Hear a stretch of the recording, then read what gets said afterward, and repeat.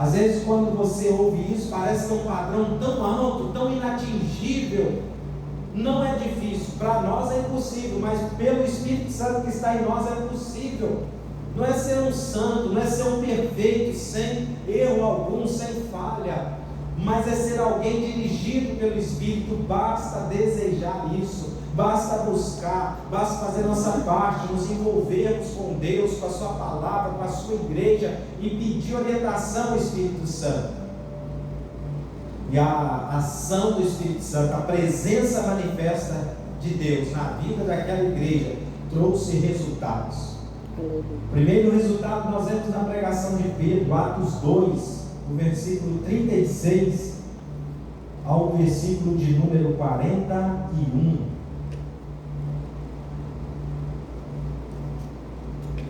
Eu não sei se você está lendo a Bíblia todos os dias.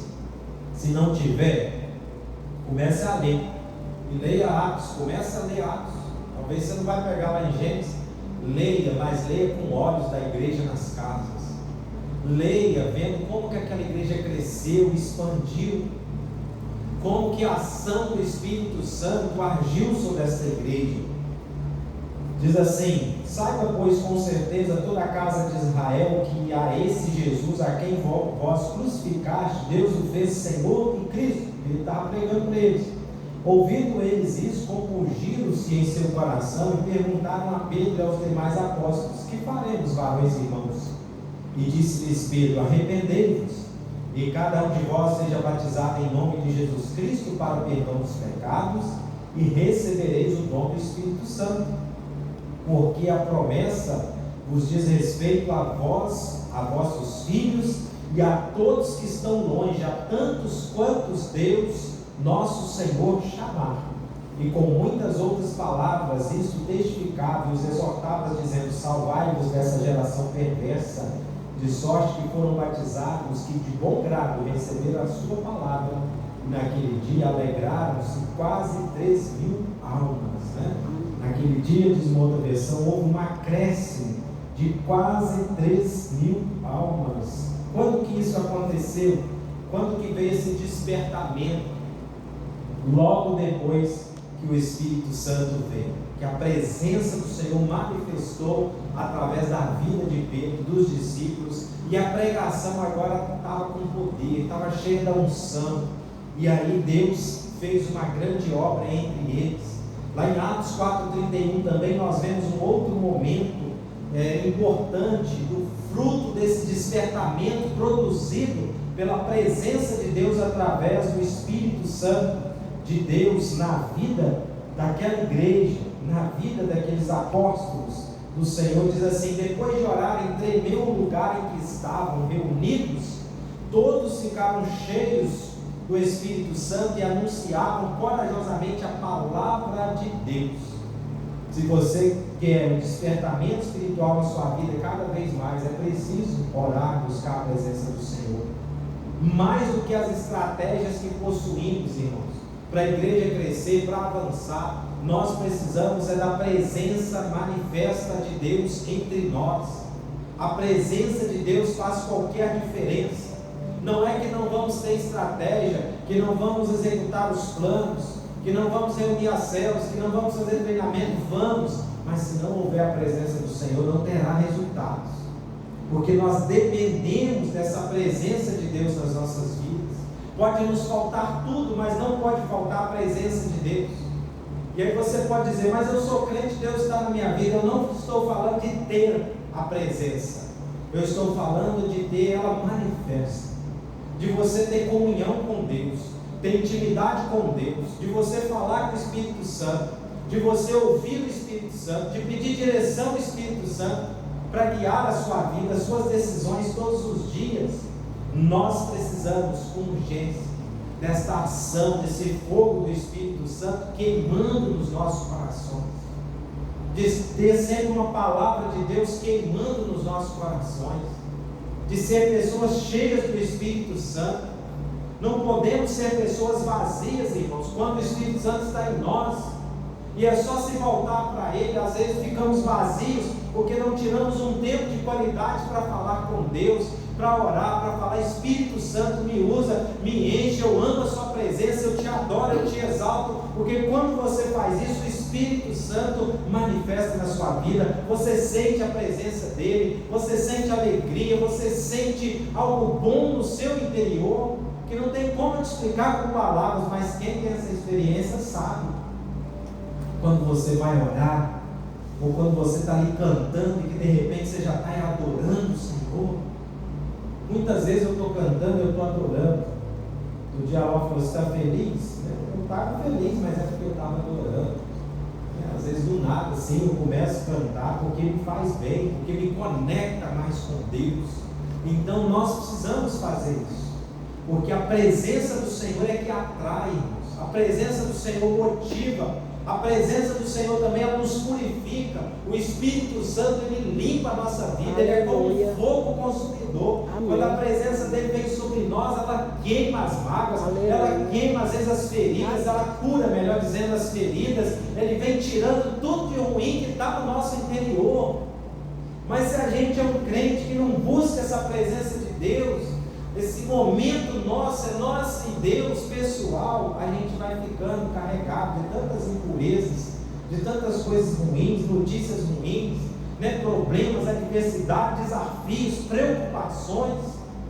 Mas quando essa presença do Espírito Santo manifesta na nossa vida, a situação não muda, mas parece que ele levou tudo, levou a ansiedade, levou a preocupação, a gente fica leve. Aleluia. A gente sente bem, sente uma paz interior, uma alegria, uma força, uma coragem de enfrentar os desafios, irmãos. É para isso também que Deus nos deu o Espírito Santo. Nós não podemos deixar que o Espírito Santo fique apagado dentro de nós. Essa é uma expressão que é muito conhecida no meio da igreja batista. Quantos aqui já ouviram falar isso, de apagar o Espírito Santo? Antigamente, quando eu cheguei para a igreja, eu ouvia muito isso. O que é apagar o Espírito Santo? É como se ele nem existisse, não tivesse dentro de mim, entendeu? Por muito tempo, às vezes o batista tinha medo de falar do Espírito Santo, e as igrejas pentecostais falavam assim: o batista não tem o Espírito Santo, É mentira, tem sim, todo crente salvo tem, mas é porque às vezes não enfatizava, porque às vezes achava que o Espírito Santo ia vir com certos exageros, e as pessoas tinham medo, e às vezes quem estava à frente também não ensinava, porque às vezes também não tinha experiência. Então não tenha medo do Espírito Santo. O Espírito Santo é Deus, Pai, Filho e Espírito Santo, as três pessoas distintas da Santíssima Trindade. Então ele é um amigo, e você pode conversar com ele, e você tem que relacionar com ele. Esse é o tempo de atuação direta do Espírito Santo nas nossas vidas. No tempo da criação, a ação direta era Deus Criador, Pai. No tempo da salvação, Filho, Jesus. No tempo de hoje que nós estamos, é o Espírito Santo.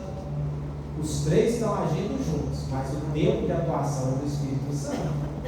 Eu tinha um professor no seminário que ele explicava a Trindade. Isso é chamado na teologia de Trindade Divina. Da seguinte forma, ele fala: olha, é como se fosse um time, uma hora Deus é o atacante, mas o Espírito Santo, Jesus, está jogando para fazer o gol. Outra hora Jesus é o atacante, agora é o Espírito Santo que está à frente atacando. Mas os dois estão juntos. Só para você entender a situação, não me leve a mal. É claro que não pode se comparar a isso, mas é uma ilustração para nós entendermos. Então é preciso ter esse relacionamento, deixar que o fogo do Espírito Santo incendeie os nossos corações, que muitas vezes estão dormentes pelos problemas, pelas lutas, pelas decepções. Mas quando a gente tem, irmãos, essa experiência de uma ação de Deus na nossa vida, aquele louvor que você louva, que às vezes está até chorando, que você se derrama, aquela palavra que você lê, não tem coração adormecido que não saia, não tem situação que não mude. Mas às vezes a gente vai carregando uma carga tão grande como crentes, e aí a vida cristã fica tão difícil, porque é muito difícil servir a Deus se não for na dependência dele. É pesado demais. Tem que ter uma dependência de Deus, da presença dele. Então, quando a presença de Deus se manifesta, há um despertamento espiritual. Aleluia. E é produzido esse despertamento. E nós precisamos de orar por nós primeiro, depois pela igreja, por todos, que haja esse despertamento, que as pessoas tenham fome, tenham sede da presença de Deus, tenham sede de estarmos juntos, de buscar a Deus. que não sejamos apenas crentes nominais, porque crente nominal dá trabalho demais, né? Dá mau testemunho na sociedade e ainda vive uma vida cristã difícil, irmãos. Não acrescenta, não frutifica, não se envolve, é empurrado, é igual menino, qualquer coisa ofende, aborrece à toa. Mas um crente cheio do Espírito Santo, ele passa por cima das coisas, até de uma ofensa, porque ele prioriza o reino de Deus. Aleluia. Porque ele está na igreja para servir a Deus. Deus é a prioridade na vida dele. E porque os discípulos receberam esse derramamento do Espírito, priorizaram a ação do Espírito, eles foram despertados para pregar. E na primeira pregação, 3.000 pessoas foram beneficiadas. 3.000 pessoas se converteram. Às vezes a gente faz muita força na obra de Deus, porque a gente está fazendo por nossa conta. Mas quando há uma ação do Espírito, as coisas se tornam leves, tudo flui. Não tem nada mais difícil do que você tentar, por exemplo, cantar um louvor na força do homem. O negócio não flui, a pessoa fica tentando ali fazer força e nada acontece. Mas quando é na unção, né, canta algo simples, mas acontece. É uma palavra simples, mas flui. Né? Você deu um versículo com a pessoa, você faz uma oração, mas flui. Teve um dia desse no culto aqui que uma pessoa começou a orar, era uma oração simples, mas o Espírito Santo manifestou, né? Dá vontade de falar, continua orando, ora pelo menos uma meia hora, né? Porque quando alguém está cheio da vida de Deus, ele transmite a unção. Aleluia. Todo o ambiente é mudado, é transformado, irmãos. Nós somos esse sal, essa luz do mundo. Deus nos chamou para isso, para chegar no ambiente e a pessoa depois fala, mas que pessoa legal, né? Mas que aquela pessoa chegou aqui, ficou um ambiente bom, né? Que agradável. Não é você, é a presença de Deus. Você sabe o que de melhor, irmãos, que nós temos para oferecer para esse mundo? É Deus mesmo, é Jesus, não é nada nosso, é só Jesus mesmo.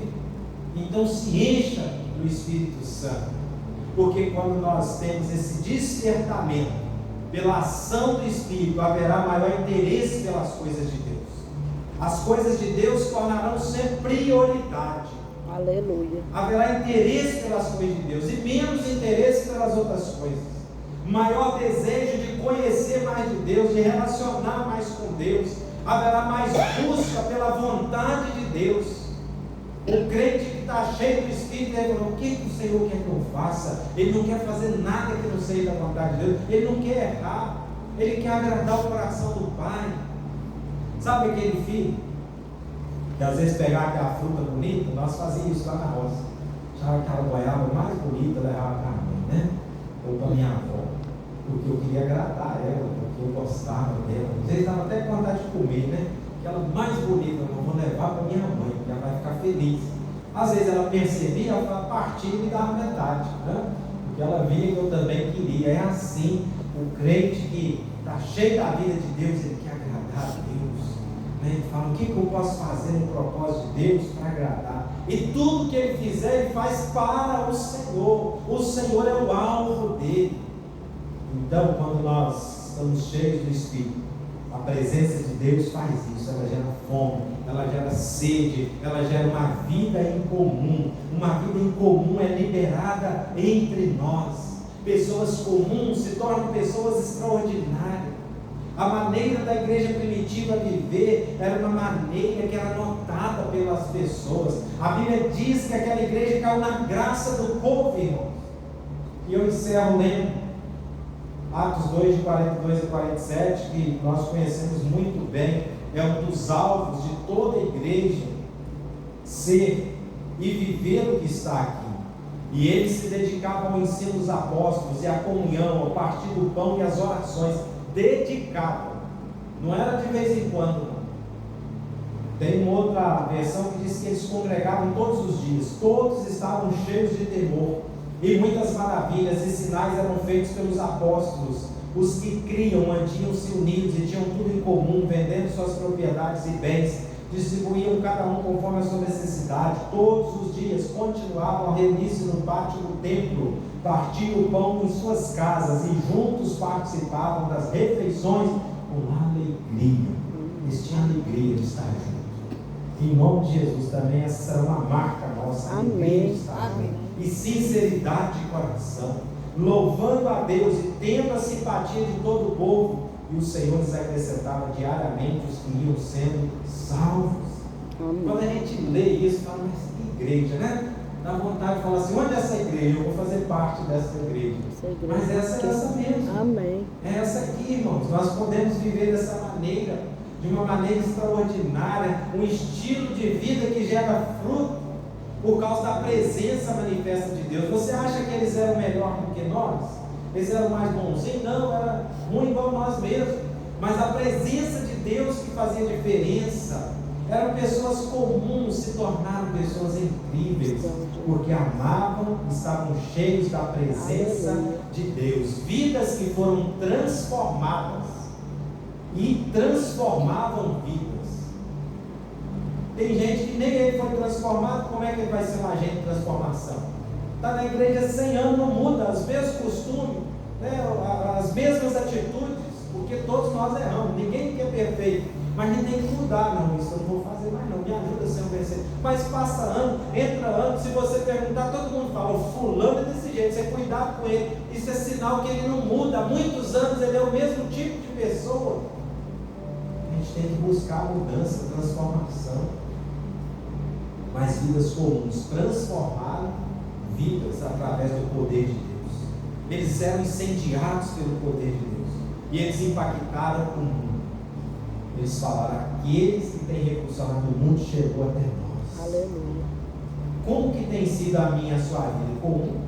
Ou uma vida incomum, cheia da lei de Deus? A nossa vida é a mesma? Desde o dia que você se converteu, quantos degraus será que você cresceu na fé?